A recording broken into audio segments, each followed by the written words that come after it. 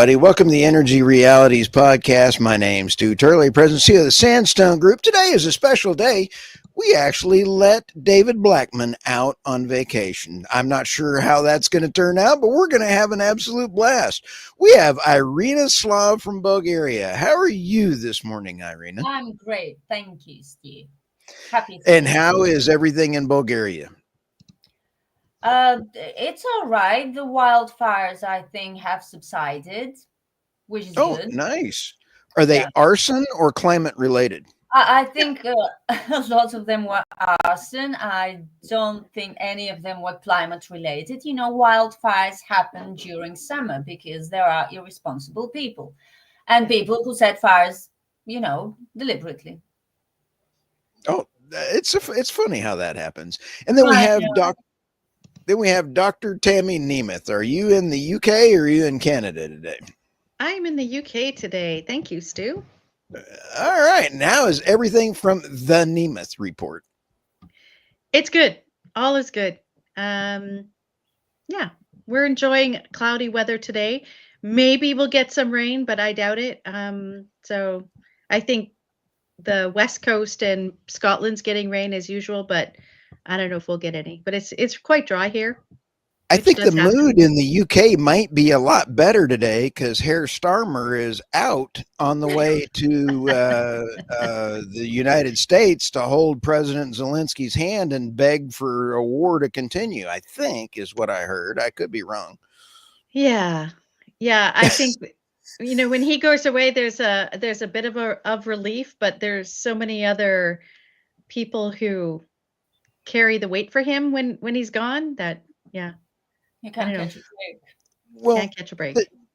today's topic is how far will they go to enforce net zero is really a code for how far are they going to go to enforce net zero? Because we're sitting here kind of going, they've gone quite a ways. And Tammy, what are your thoughts on this? Well, it's interesting to think about it in those terms. How far will the European Union, the UK in particular, and Canada or any of these other nations that have sort of codified net zero into their legislation to some degree? UK for sure, EU for sure, Canada a little bit. Um, and the thing is, when it starts out trying to persuade the public. Persuade the public there's a crisis, they have the solution. The solution is cutting the emissions in this way, which is mandating EVs, reducing industry in that nation, doing all these different things. When the public starts to waffle and say, you know what, I don't think this is a good idea. If we do a cost benefit analysis, I think the costs outweigh the benefits. We shouldn't do this. Then it moves into the realm of the courts and you get litigation happening. So then you've got these environmental groups like Greenpeace and others that initiate or support legal challenges against companies operating, saying you have to do X, Y, Z more because the goalposts are always moving. So, for example, with Britain, there was a court ruling last week that said Total Energies has to shut down or continue to shut down its North Sea oil and gas fields that are in the UK waters because of the net zero policies. So it's like when the environmental activists and their supporters within a nation can't get their way persuading public, or maybe they think that the legislation is being rolled back a bit, they take it to court. And I would add that in earlier this year, I think it was in February, a court ruled that 2 oil and gas fields that had been approved by the previous conservative government, those approvals were unlawful because they didn't take into account scope 3 emissions. And for those who don't understand what all this emission stuff is, scope 1 are the emissions that a company is directly responsible for within its everyday operations. Scope 2 is from whatever energy they may get from the grid or along those lines. Scope 3 is when people use their product and everything up and down the supply chain. So the court ruled that these oil and gas companies must now provide a scope 3 assessment from what they will potentially extract from these fields and have it be used by people around the world. And they have to take that into account now before the court decides if those fields can actually go forward into production. And a similar court ruling was made in Norway, where they said that Equinor must take into account scope 3 emissions before it can add any more new oil and gas fields into production. So that's how far they're going to go through the courts. How can we, if we're going to be justice, climate justice, let me ask this question. What does that mean? Let me ask this. If a solar panel requires bulldozers and 200 tons per solar panel, whatever the number is, and each windmill has to have 80 gallons of oil to run a wind turbine just to have it in there. And then you got to have all the cement, coal, steel, and all these kind of things. When do the wind and solar companies get charged scope 3 emissions for all the fossil fuels that they have to use just so that they can run? Wouldn't that be fair? That would be fair, but that isn't the way the climate disclosures operate. So when companies have to account for this stuff, for wind companies, they don't have to account for the concrete in the foundation, or the steel in the tower. It's funny how that happens, isn't it? Yeah. California is using a lot of coal. Everybody's sitting there kind of scratching their head saying, how is California using coal? Cement. Are they importing it? Yeah, well, you have a lot of cement going on. How do you make cement? You got to have heat. How do you have heat? They don't have natural gas. So they're still using a lot of coal. Go figure that out. The hypocrisy is just absolutely fun. In the UK, I want to ask this as well. I love this cartoon. I got to give credit to Duncan Aberdeen on this one. The UK net zero, for our podcast listeners, the net zero gremlin is just going along, and here comes that. But when you take a look at the tax revenue lost on the article that you were talking about, Total Energies wins legal battle. The amount of revenue that they're going to hit is just going to go away. If the North Sea goes away, the Griffin field that they're talking about and the loss of this thing is unbelievable. It is, and the windfall tax that they currently have on oil and gas production into, I think it's like beyond 2030. It's like a ridiculous amount of time for a windfall tax, which was introduced because of the spike in prices from the Russian conflict with Ukraine, which then, of course, begs the question, are they anticipating the war is going to continue on until past 2030?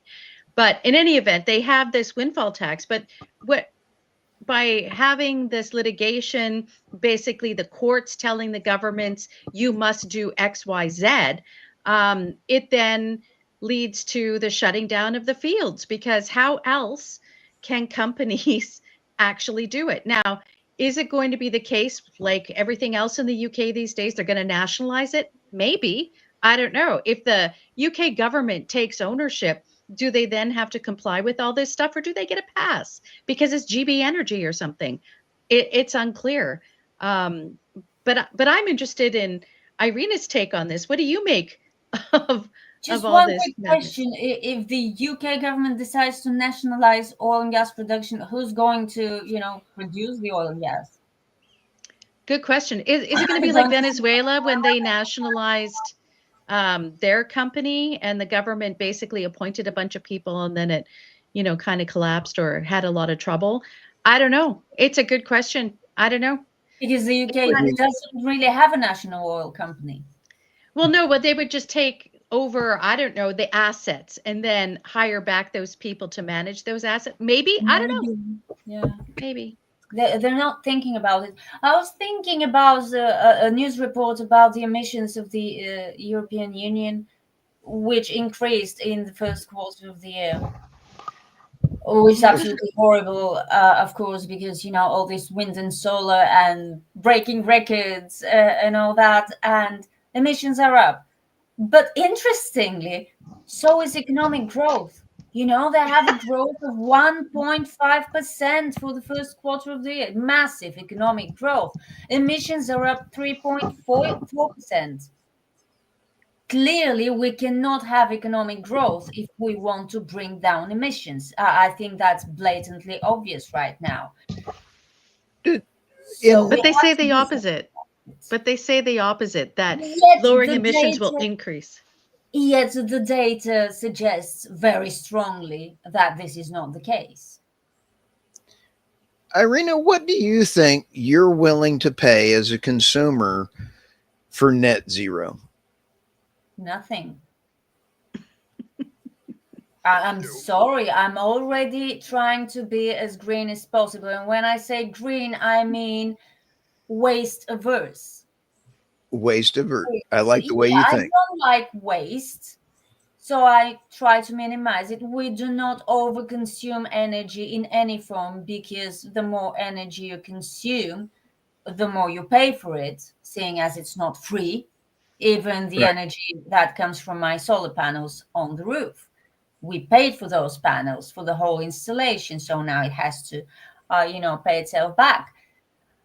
I'm not willing to make any kind of sacrifices for net zero, because net zero, as we've talked about a lot of times, is some abstract idea, some utopia.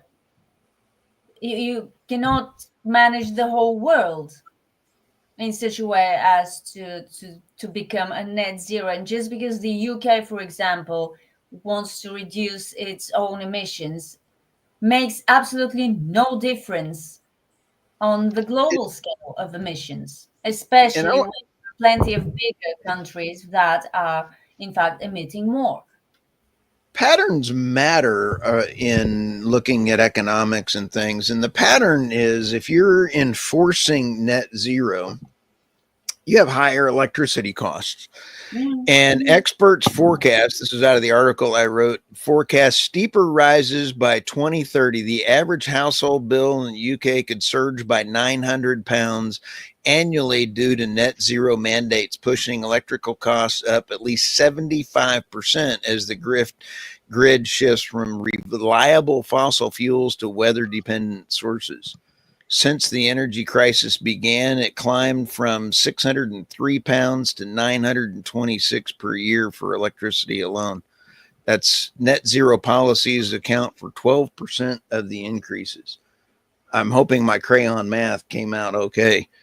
Well, so that's interesting, because the opposite is being marketed by our energy minister, where he's saying that your prices are going to go down by £300 a year by 2030, not increase. And I just want to kind of tie two things here together. One Okay. of the reasons why there's an article in the Telegraph from the other day that said low wind is pushing up household energy bills, says Power Giant. And it's the German energy giant RWE who is blaming stilling. This is the new term, stilling, where there's lower wind velocities, lower wind power, which is affecting all these wind turbines. So it's not just that there's extended periods of Dunkelflaute, but why it's happening. And it seems to be there's some suggestions that maybe all the wind turbines out there are taking the energy away from the wind currents, and it's slowing down the wind for all of these different projects. That maybe is true. No, right? it's not So maybe. They're admitting it. I wrote a Substack about it last week. They're actually studying it, and they have confirmed it, including the BBC, which called it mysterious in the headline, mysterious. and Yeah. then went on to completely demystify it. It's what happens when you have a lot of wind turbines in one place.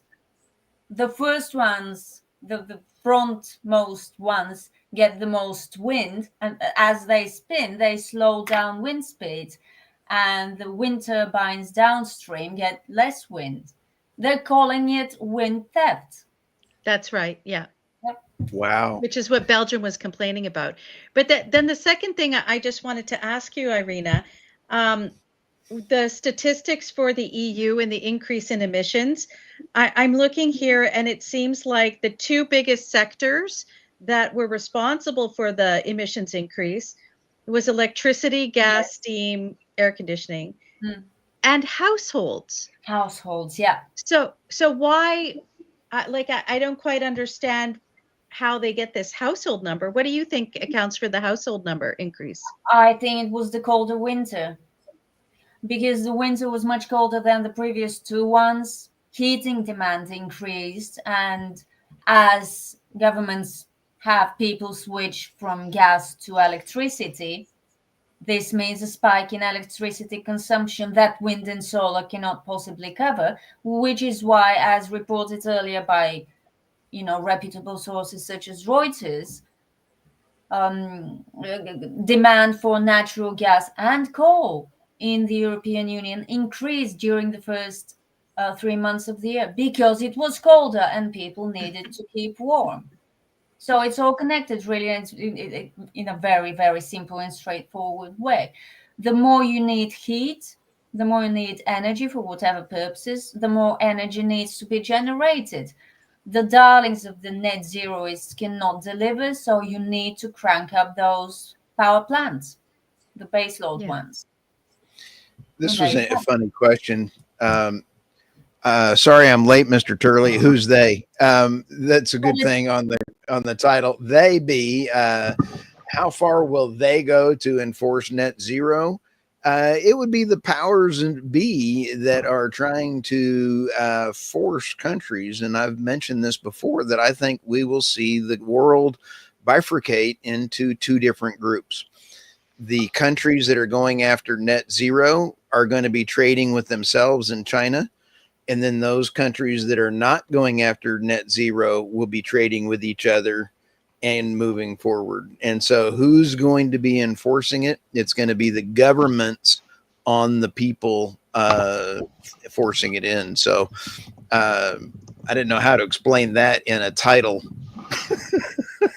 Just say the politicians, because they're making the decisions for all of us. Yeah, the jurisdictions that have actually committed to net zero. So it's like, today, I think we're going to talk mostly about the EU and the UK and what the sort of things that are happening around net zero, especially the news about Ørsted, which I think is stunning, not stunning. Because on the one hand, I read some reports where Ørsted is blaming the Trump administration and his policies on wind and solar, but then on the other hand, they're saying, oh, no, that's not that at all. It's just that, it's this complicated mix of when they sell their equity and projects and move on, and they haven't been able to sell stuff as quickly, and so they need cash in order to continue building out, and so there's different interpretations on why they're asking for this boost of injection of cash. But of course, Trump is an easy boogeyman in Europe. But it strikes me as odd that they're essentially admitting that their business model isn't profitable. Their entire reliance on subsidies, because they rely 100% on subsidies. Their business is not profitable without subsidies, and I wouldn't even call it a profit. It's a guaranteed income from the government, from taxpayer money. By blaming Trump, as does the solar industry in the US, that no, we're gonna die without the subsidies. So you're telling us that you cannot have a profitable business without subsidies. But they don't care, because they assume nobody is going to notice. And indeed, I don't think everyone's going to notice, because people don't think about that. But did you hear about the solar record set in the UK this year? There was so much sun that on one day, I think it was July 8th, but I may be wrong about the date, for 30 minutes. Solar supplied 40% of the needs of the whole nation. Wow, 30 30 minutes. minutes Wow. on a day. That's a lot. And Well, it's because they're installing all these, they're covering fields, farm fields with solar panels. And of course, in summertime, it's going to generate a fair amount of electricity when we've had an unusually bright summer in the UK. But, for the 10 years that we've lived in the UK, I would say we've had 3 summers where it's been sunny, and the other 7, it's been gray and rainy for even during the summertime. So it's like, okay, that's great for one day, but do you really want to be like Spain and have all that solar on your grid and not have the ability to modulate it properly? And I hope that they're paying attention to these things, although people like Catherine Porter and David Turver suggest they're not looking after the grid in an appropriate manner. But I guess it remains to be seen what happens as they add more. But it's not even one day, it's half an hour. Half an hour, yeah. On a single day. You know what? Watch out what you're reporting from Reuters. This is a comment from our Reuters. Miss Santa Claus may be delivering a lump of coal to those with high CO2 emitting households. You know what? Now that coal is great again in the United States, we're starting to export more of it. So I'm all in. I'll take a lump of coal for Christmas. I'm thinking that's all they'll have to heat their homes. You bet. I did a article, and I'm trying to find it. I think it was last week or week before, and I did a global result of investments from going to investing in wind and solar and hydrogen, returns to investor versus returns to investor in oil and gas. And it's amazing what you find in the difference of billions of dollars returned to investors. So when everybody talks about subsidies for oil and gas, they're called tax breaks in the United States. They're not subsidies. And so if you can't stand on your own 2 feet, you shouldn't be in business. Well, so this is the problem, because the net zero crowd has redefined what a subsidy is. So before, a subsidy was like a direct government's bailing out a company, supporting a company, and so on. And it's direct taxpayer money that's going in to a company's operations or whatever. And now they've changed it to be, if at any point a business, and this is usually only used against oil and gas companies or coal companies, if a business is getting some kind of normal tax break, or, sometimes there's about, if you have assets that diminish over time and so on, there's different corporate sort of tax incentives that every corporation gets. But the only ones that get targeted for criticism are oil and gas companies. The thing is, if that argument is basically, your company doesn't have its own revenue. Whatever revenue produces is actually the government's. And so if there's anything in the tax system that allows you to write something off, or you can claim something, that's a subsidy. That's how they're defining it. And it's this really flipped way of thinking that basically everything is the states, is the government's. And if you're getting some kind of tax break, that's a subsidy, because it's all the states. And you're getting some kind of advantage out of it, which is so wrong on many, but it's kind of crept into our lexicon now, and our understanding of how businesses operate, that if they're getting some kind of, I get to write off the vehicles in my company or something like that, that's now a subsidy. And that's not right either. But what I love especially is the fact that when it comes to wind, solar, and EVs, they're calling it, they being the people, the commentators with a fondness for the energy transition, they call it tax incentive. Right. The same thing in the oil and gas industry is a tax break. Or a subsidy. Or a subsidy. But it is the same thing. So remember that ridiculous story from Clean Technica I sent you? Yeah. The author was being really boisterous, calling for an end to all subsidies for all industries. I'd say bring it on. I mean, I would say it if I were the oil and gas industry. Okay, let's imagine that governments remove all tax breaks for all energy industries, because I mean, the food industry needs subsidies because farmers don't make money, as we know. But let's talk about energy. Let's remove all tax breaks on all of these industries. Do we have an idea what's going to happen? And it's going to happen very, very fast. It won't be oil and gas that will die. Right.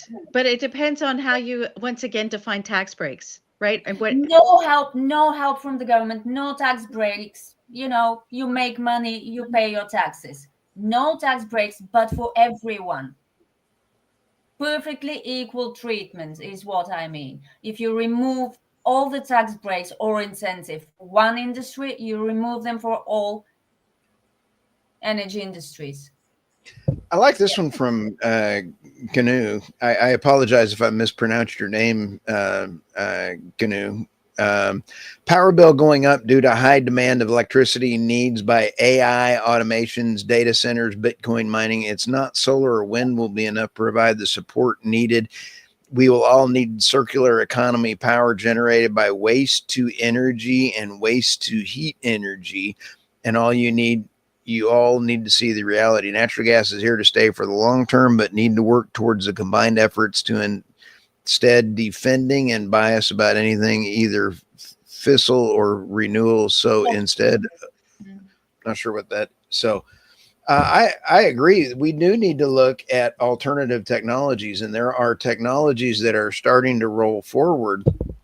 I wish we could all be like Iceland, which is one of the most green in the world for energy. They use a lot of geothermal, energy.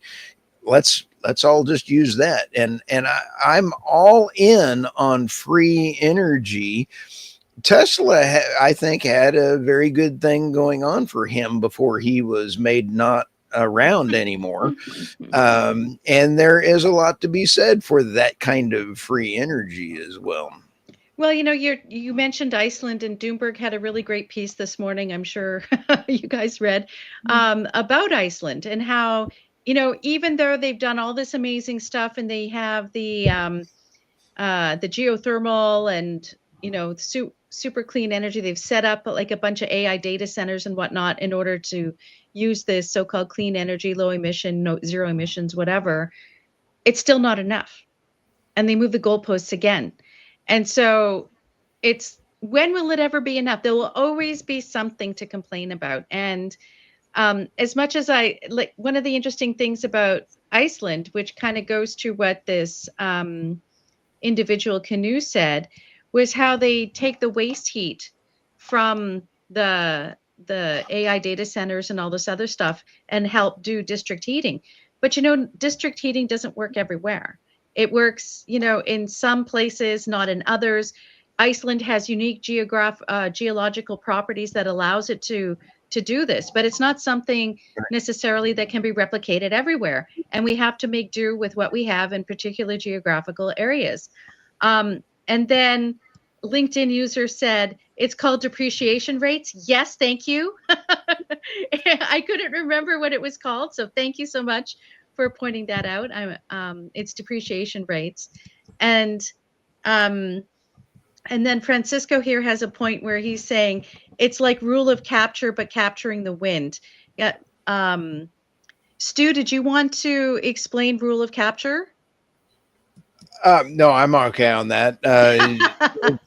That's when you sit back and kind of go, that's what my wife tries to rule when dishes are due. It's rule of capture. I got to either get out of the house and get on my backhoe or something like that. But let's go ahead and when you sit back and take a look at, it's not just the EU. It's not just the UK. it's net zero, and it can be in the United States. The only advantage that the United States has over the EU and the UK is that we have President Trump and his administration for domestic leadership. And I think Lee Zeldin gave a 2-minute talk here, and this is a long clip, and I normally don't like playing longer clips, but this one really does articulate really well why net zero policies can hurt a state or a country, and it would really be applicable to the EU and the UK. So let's go ahead and fire this one up. Approvals in the Northeast. What would the impact be for those of us who live here in the tri-state? Amazing. Unleashing energy dominance, bringing down costs, creating jobs. So I was, a couple of weeks ago, I was in Pittsburgh. President Trump was at an AI summit, and they were announcing $92 billion worth of investment to the Keystone State. Great news for Pennsylvania. And I'm sitting there as a New Yorker, and I'm listening to $92 billion of investment getting announced for one state, thinking about how this whole announcement could be happening across the border in New York. And it's not a great mystery to me as to why the announcement for all the investment is happening in Pennsylvania and not New York. In New York, they won't allow the safe extraction of natural gas, new pipelines to get built. New York has banned gas hookups on new construction. They've tried to move towards banning gas-powered vehicles. They've set climate goals that the leaders in Albany know that they won't meet. Whether they say it publicly or not, they know that they are not going to be able to hit those goals. But in the attempt to hit those goals, they will cause economic pain for people who can least afford it. Now, if you change the policies in Albany, great news. Instead of $92 billion just getting announced in neighboring states, you get to have $100 billion or $200 billion get announced in your own state. It's smart for us to understand that we have resources that we can safely tap into. That it's better than relying on foreign countries. We tap into our own energy supply in the U.S. better than so many other countries do around the world. It's better for our environment. It's better for our economy. It's better for our national security. And New York, in so many different ways, has pushed so many of our residents out of the state, because some in power are beholden to activists that don't represent the mainstream common sense view of so many other New Yorkers who aren't just putting the state in timeout as they leave. They say that they are gone for good and they're not looking back. I thought that was very well articulated, and I think that really does have an effect. We mentioned investments. We mentioned subsidies, and the electric grandma I love absolutely. She is absolutely great in shorting the grid. We talk about the old school. We always had 20% additional just to cover for downtime and emergencies. Now, with the advent of all the additional wind and solar, we've had to add another 180% electric nameplate in order to get the same service. That 180% is a lot nobody's talking about. And so when we talk about also the costs associated with it, Lee Zeldin is right. Money will be invested into areas that are profitable, and investors will be getting their money back. It will be states and countries that focus on their energy first will be successful. Yeah, but we had the governor of New York State saying that by 2030, the whole state will be powered by wind and solar. So Yeah. these are the people businesses have to deal with. Yeah, and I personally think Lee Zeldin actually may have won that election when he ran against her, but so you never know. Yeah, I mean, they can say that what they generate will be from wind and solar, but what are they importing? Oh, Exactly. You know, that's a very important detail. Yeah. and that's, New York, California is facing the same thing where, they want these regional grids, a national grid. Canada, they're talking about having a national grid, which is ridiculous. But it's also that, certain claims can be made in certain jurisdictions that okay, well, I'm linked here, but my generation is super clean, and we're able to do it because we're importing from these other areas. And they, quite often those jurisdictions don't want to admit where they're getting their electricity from, what it's being generated from. And Yeah, in that's New Jersey, they're 42%, I think, natural gas and 45% nuclear. But yet they're still number 11 in the United States for price of electricity because of the taxes Yeah. and the distribution costs. So just because you have natural gas and nuclear doesn't mean you're going to have low energy costs, because you have green energy distribution policies in there. So Yeah. this LinkedIn user, New York has a Bocup Utica reserves. I saw their potential firsthand working as a company rep for Pennsylvania General Electric all along the Southern Expressway back in 2001. We're targeting natural gas fractured 50 square target windows in Trenton, Black River. Yeah, there's a lot up in that area. In fact, they have the entire Marcellus right there, which is unbelievable. Travis. Yeah. Hi, Travis. Travis. Thanks for the comments. Cool. Story time. Let's start with Tammy. Okay. So BP has said they want to reopen a North Sea oil field, and this is a kind of a good news story because because of new technology, they thought that field was kind of done, but with new technology, they think it can produce quite a significant amount for another at least 10 to 15 years. And so this should be good news for the UK, but I'm not sure if they're going to be allowed to reopen this North Sea oil field, given what's happened with the Total Energies ruling, because it could very well be that BP puts in a proposal, okay, we're going to reopen, we're going to do all this stuff, and then they'll get sued by Greenpeace or somebody, and they'll be told, well, no, you got to take all this other stuff into account, like Scope 3 emissions. So yay for BP for thinking, yes, we're going to do this and help the UK be less energy dependent on other jurisdictions, but it's unclear if it will actually follow through.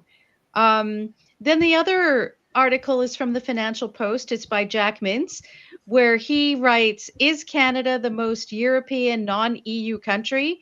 Let's hope not. And he basically makes an argument that I also made on my Substack last week, which is strings attached to Canada's EU pivot.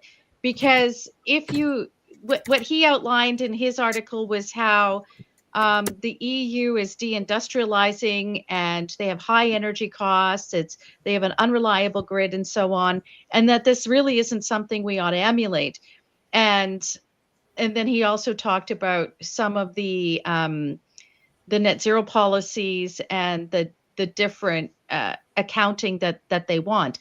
And my article talks mostly about these different things that the EU will require of all companies that want to trade in the EU of a certain size. So if a company is very large, starting in 2028 now, I think it's been delayed to 2028, they will have to have energy transition plans, which is like how they're going to phase out their operations or phase out their emissions, do all of this sort of carbon accounting and stuff, emissions accounting, and different social things like DEI initiatives and all these different kinds of things. So for companies to trade, they will have to sort of do all these things. And I think one of the reasons why they're delaying until 2028, 2029 is they're hoping Trump will be gone. And then, then they can bring it back into full force. So it seems like the delay on the corporate sustainability due diligence directive to 2028 is to wait for Trump to be gone. Although Qatar had come out and said they wouldn't comply with the different methane and social accountability things that are embedded in this. And then there's the carbon border adjustment mechanism, which requires all this stuff. So there's strings attached for any company outside the EU to trade with the EU. I think that goes back to my earlier statement that you will see the EU trading with itself and China and other countries trading with people, because Qatar, I think, is absolutely going to be the way the rest of the world sees this. Right. But what's interesting is some of the statistics say that Qatar provides about 10% of Europe's imported natural gas, and the United States provides upwards of 60%, maybe more. So American companies are going to have to think, do we want to comply with all of these things in order to continue trading with the EU? The EU is burying itself in red tape. That's what the EU is doing. Exactly. And that's been the complaint of EU companies. It's like, oh my gosh, we've got all this red tape to do. And, how do you expect us to make any kind of profit? But maybe that's the goal, is not to make profit. I don't know. So you can find me on Substack at thenemuthreport.substack.com. And yeah, check it out. Well done. Subscribe for weekly updates. And David is on vacation right now, so let's hear it for David. We need him all healthy and recovered. He's on a cruise ship. I love he's on a cruise. I hope that they don't lose power and be adrift like we hear those war stories. I'm not a cruise kind of guy. I'd rather be in the middle of Alaska chasing bears or something. I'm a non-cruise guy. Okay, these are mine. And my favorite story, I think so far this year, this is my absolute favorite story, that a UN report finds United Nations reports are not widely read. The reason being, they are producing so many reports. They're having tens of, it started raining. I'm happy now. Yay! It smells like rain all the way here. So the UN has started having so many meetings and producing so many reports that people apparently cannot cope with the load. And the worst thing, that some reports are being downloaded 5,000 times or something. But as our very favorite Antonio Guterres said, downloading does not mean reading. And who's downloading? People don't care about the UN, which I think is very good news. Because they are misleading, they are lying straight to our faces, and I think this is great. But maybe they need to, shrink the personnel of the EU so they don't produce so many useless reports that nobody needs and nobody reads, even if they download them. But what do you make of the UN's plastics treaty talks that collapsed yesterday or something? Amazing. I'm sure they will produce like 5 reports on that, on how to avoid another collapse of talks, how to make people recycle plastics and reduce plastic waste, and nothing will happen because I think plastic waste is growing, whatever the UN does, which means the UN is useless. No, seriously, we do have a problem with plastic pollution. There is too much plastic going to waste in the oceans, in landfills, wherever. We are using too much plastic. Well, make the big soft drinks companies do something about it. Make the big bottled water companies do something about it. Go to glass. What a swell idea. Yeah, well, here in the UK, they're adding some new tax onto glass bottles, and they're telling milk producers to stop, because they're small milk companies that use glass bottles, and they're basically telling them to switch to plastic. It was just the most absurd thing. No, the great thing about plastic is that it's easy to use and cheap to produce, and it doesn't break.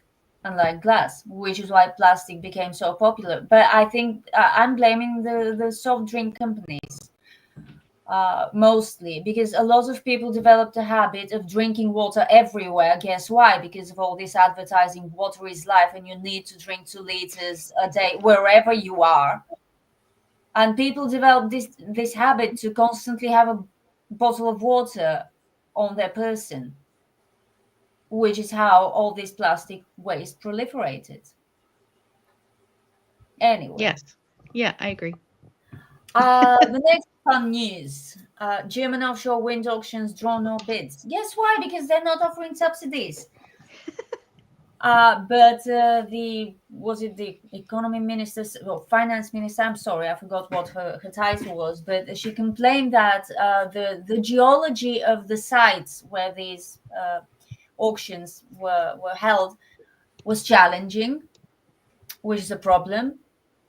And the wind power industry has some supply chain problems and interest rate problems, which is why there were no bids. In fact, this report that I've screenshot from Global Data does not mention the word subsidy at all. But I found the news in another source which did mention the word subsidy, which was the reason why there were no bids, because the government was offering no subsidies. And there was even a statement from the Wind Power Industry Association of Germany that the model of how these tenders, these auctions are conducted needs to change.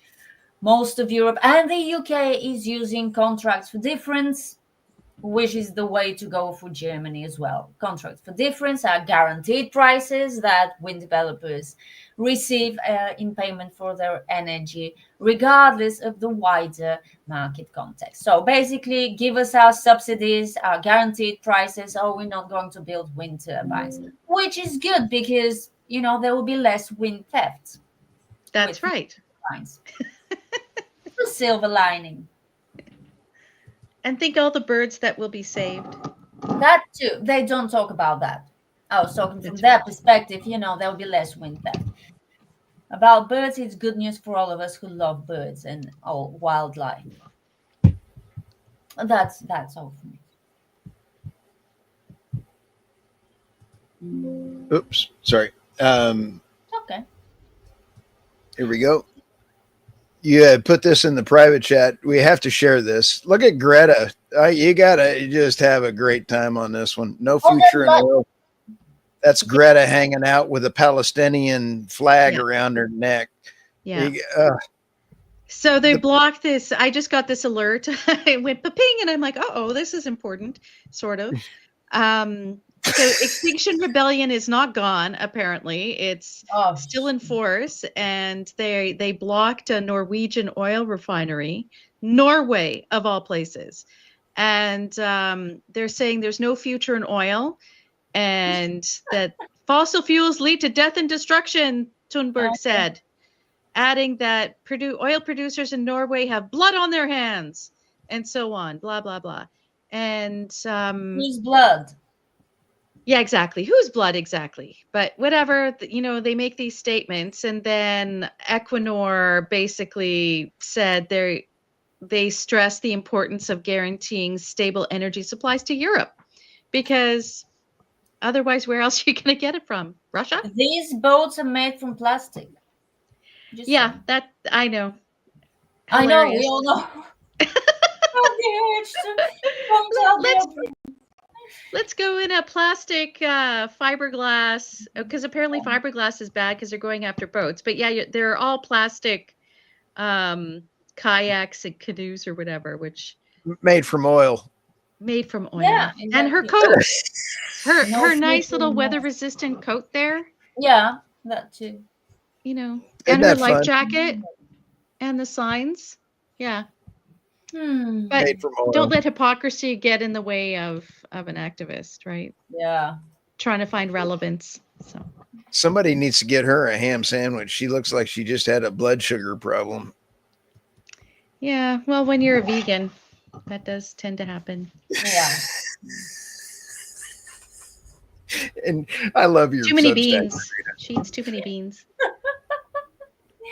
Yeah, that's my Substack, Irina Slav on energy. And today I ranted about uh, governments and companies going against nature, trying to impose unprofitable business models on companies, and some companies going along with all this because they forget that they're in business to make a profit, so the company could survive.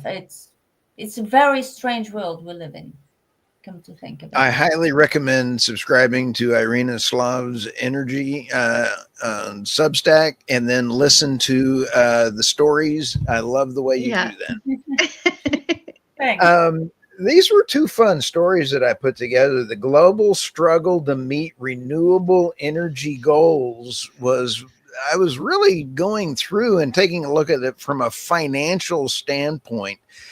And as we've already covered a lot of that right now, and as it's the nameplate associated with what is going on, like in ERCOT. Texas ERCOT uses about 90 gigawatts, and we have to have 160 gigawatts of nameplate. Where is that extra cost associated with all that extra gigawatt? I always love Christopher Lloyd. You know, we're going to have 13.2 gigawatts in order to go back in time. How do we go back in 1.21 gigawatts.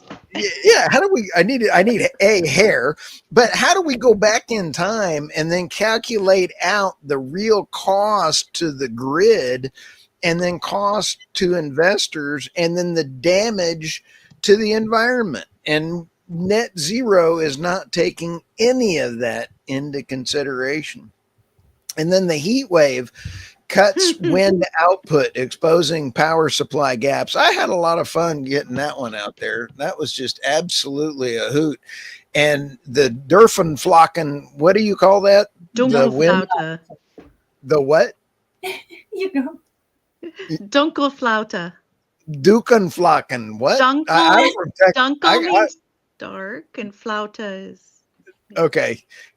Yeah, I'm gonna go with what she said. So when the transcript comes out, go look up Tammy's, transcript area. But I'll tell you, you can't buy this kind of entertainment. We covered this. It's amazing the amount of damage that the wind farms do on each other by having the amount of wind coming through. Tammy, you nailed it by having that first one having, and then the rest of it, they steal the wind from the others. But it's also the land is not the same anymore, and it's because of the drought and the dryness and everything else. The moisture's not the same. Farmers that I'm talking to are absolutely like going, it's not the same. There's a lot of change. Climate change happens, and it's because of wind and solar farms. But that's my opinion. Yeah, it's possible. Absolutely possible. they are contributing to adverse climate changes. Yes, climate So is without them, but they are making things worse. Definitely. So it is anthropogenic to some extent. How ironic. Just not in the way we think, right? Yeah, not in the way we think. No. And you can find everything that we've got going on at energynewsbeat.co and energynewsbeat.com, and my Substack, Energy Newsbeat, the energynewsbeat.substack.com. Had a lot of fun on the Friday's outfit in Alaska. And as we close in here in the last few minutes of this, do you think we're going to see a peace deal? I hope. Yeah. I just I hope hope. this ends. Yeah. I really hope we do too. I'm tired of. I think President Trump is spot on, and needless death is bad, and I would like to see an end to it. I know that Ukraine is a crime scene, and the United States had so many labs in there and everything else. It is one thing I would like to see shut down. So Yeah, and I would love to see what the EU leadership will do once the crime ends and the investigations begins. Yeah. I'm looking forward to this, really. I'm looking forward to it too. I really hope that it does end and the loss of life can stop and a reasonable peace agreement can be arranged and agreed. But when you take a look at Germany and their 5% additional that they're going to be spending on their military, their deindustrialization due to net zero, I calculated out their net loss to their GDP is going to be horrific. They are not going to be able to do it. Are they going to have Canadian kind of math where they're saying that the Canadians, I believe, were counting repairing roads as part of their defense budget? That the NATO fine print says you can use if you're building infrastructure that could be used for defense, then that would be counted as defense spending. But Wow. one of the little tricks that Canada just announced is that it has increased the salaries of Department of Defense people. And or that like in the counts military. towards this? And that counts towards Oh. the increase. Oh. So they're Wow. not really So they spending make clever. on equipment and stuff like that, but they increased the salaries and they made it retroactive to make it look like, their contributions were higher than they are. Wow. Very clever. I'm so sorry that such people are in charge of any country. Well, central bankers, what are you going to do? They're going to, change, Not obvious at all. game system or something. I don't know. Oh, wow. Well, Tammy, what do you see coming around the corner this week? I don't know. I think one of the interesting things developing is the nuclear announcements that were made at the end of last week about the 10 SMR projects that have been approved by DOE, Department of Energy, and the different moves on nuclear power. Paul Tice has a new really great report out that I'm going to be talking to him on my podcast later this week, where he's proposing a different way to finance large-scale nuclear projects, because right now it's very expensive and stuff, but what he's proposing sounds really promising, and I hope people take a look at it and maybe adopt some of those measures. I liked his book, Net Zero book, and I love my discussion with him. He's a cool cat. Yeah, he is incredibly smart. And Irina, what do you see coming around the corner? I will be writing a Substack on artificial intelligence and why it's not a good idea to get hooked on it. Yeah. That is very I cool. have very deep suspicions about AI. We'll look forward to that. I'm looking forward to that. Practical. I'm a little nervous by the code that I'm watching and seeing in it. It is very frightening what's in it. So with that, thank you for all of our great listeners out there. This will be out on the Substacks and everything else. So till then, we will see you guys next week on the Energy Realities Have a great week, everyone. Have a great week. Thanks, Bye-bye. everybody. Bye. Bye.